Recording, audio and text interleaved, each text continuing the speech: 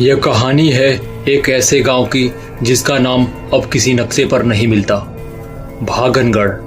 वहां आज कोई नहीं रहता, लेकिन कहते हैं कि रात होते ही वहां से किसी और दुनिया की आवाज आती है।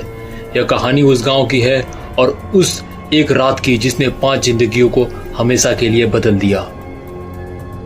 राघव एक यूट्यूबर था जो डरावनी जगह पर जाकर वीडियो बनाता था।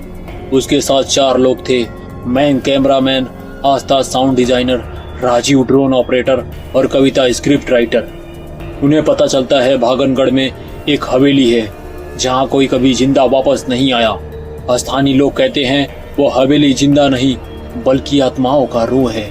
वहां सिर्फ मौत की सांसें गूंजती हैं। लेकिन राघव को टीआरपी चाहिए था, हकीकत का नहीं, डर के बिकती कहानी का। रात के ठीक 12 बजे टीम ने रिकॉर्डिंग शुरू की। हवेली की दीवारें काली पड़ चुकी थी, जगह जगह खून के धब्बे के निशान थे। अजीब बात यह थी कि हर कोने से जैसे किसी की रोने की आवाज आ रही थी। कविता घबरा गई, मुझे कुछ सही नहीं लग रहा, यह साउंड नॉर्मल नहीं। आस्था ने सिर हिलाया, मैंने रिकॉर्डिंग में किसी औरत की फुसफुसाने की आवाज सुनी, लेकिन यह कोई और नहीं। तभी अचानक दरवाजा जोर से बंद हो गया। बाहर निकालने का सब रास्ता बंद हो चुका था।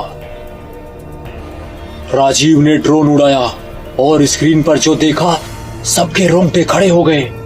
स्क्रीन पर दिखी एक औरत जिसका चेहरा नहीं था, बस एक गहरा काला गड्ढा था जिसके पीछे कोई बच्चा लटक रहा था उल्टा।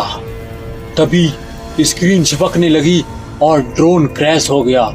राजीव दौड़ते हुए ड्रोन लेने गया, लेकिन तभी कुछ ही सेकंड में उसके चीखने की आवाज आने लगी।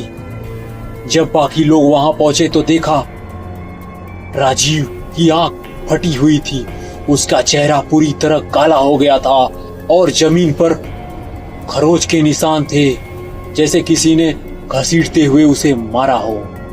कविता चिल्लाई, हमें निकलना होगा, यह मजाक नहीं। लेकिन राघव अब कैमरा चला रहा था। यह वही फोटोज है जो हमें वायरल कर देगा। मयंक ने कहा, मुझे ऐसा लग रहा है जैसे कोई हमारी सांसें गिन रहा हो। आस्था ने अपनी साउंड रिकॉर्डिंग चेक की, उसमें एक बच्चे की आवाज आ रही थी, तुम भी जलोगे जैसे हम जले थे। हवेली के नीचे एक तहखाना था जिसे वर्षों से बंद माना जाता था, लेकिन किसी ताकत ने वो दरवाजा खोल दिया। अंदर अंधकार ही अंधकार था। दरवाजों पर पिंजरों में बंद बच्चों की आत्माओं के चित्र बने थे। एक बड़ा सा आईना जिसमें खुद का चेहरा नहीं दिखाई देता, बल्कि मरे हुए लोगों की चीख परछाई दिखाई देती थी। कविता जैसे ही उस आईना के पास पहुंची, आईना फूट गया और कांच की धारा ने उसकी गर्दन काट दी। वो जमीन पर गिरी, खून में लथपथ, आंखें खुली, लेकिन जिंदगी गायब। अब सिर्फ राघव, मयंक और आस्था बचे थे। हवेली में अचानक घंटी बजने लगी, लेकिन वहां कोई मंदिर नहीं था। दीवारें खून से लिखने लगी, अब देर हो चुकी है। राघव का कैमरा अपने आप रिकॉर्डिंग कर रहा था और उसमें दिखाई दिया एक बहुत बड़ा कमरा जिसमें कोई झूला झूल रहा था। झूले पर वही चेहराहीन औरत बैठी थी और उसके गोद में एक मरा हुआ बच्चा। औरत ने कहा, तुम भी हमारी कहानी सुनोगे या मेरी तरह बनोगे? मयंक भागते भागते गिर पड़ा। अंधेरे से 2 हाथ निकले और उसने उसे खींच लिया। उसकी चीखें सिर्फ 3 सेकंड सुनाई दी, फिर सब कुछ सन्नाटा। अब सिर्फ राघव और आस्था बचे थे। वो दोनों दरवाजे की ओर दौड़ पड़े, पर अब हवेली बदल चुकी थी।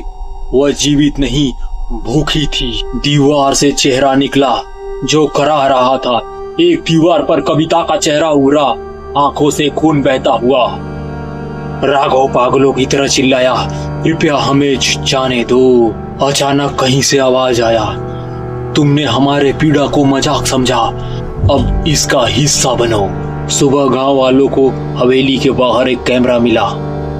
उसकी रिकॉर्डिंग में सिर्फ 5 चेहरे थे। सबके चेहरे फटे हुए, आंखें बाहर निकली और एक लाइन बार बार दोहराई जा रही थी, अंधेरे की पुकार कभी खाली नहीं जाती। इसके बाद भागनगढ़ का नाम हर रिकॉर्ड से मिटा दिया गया।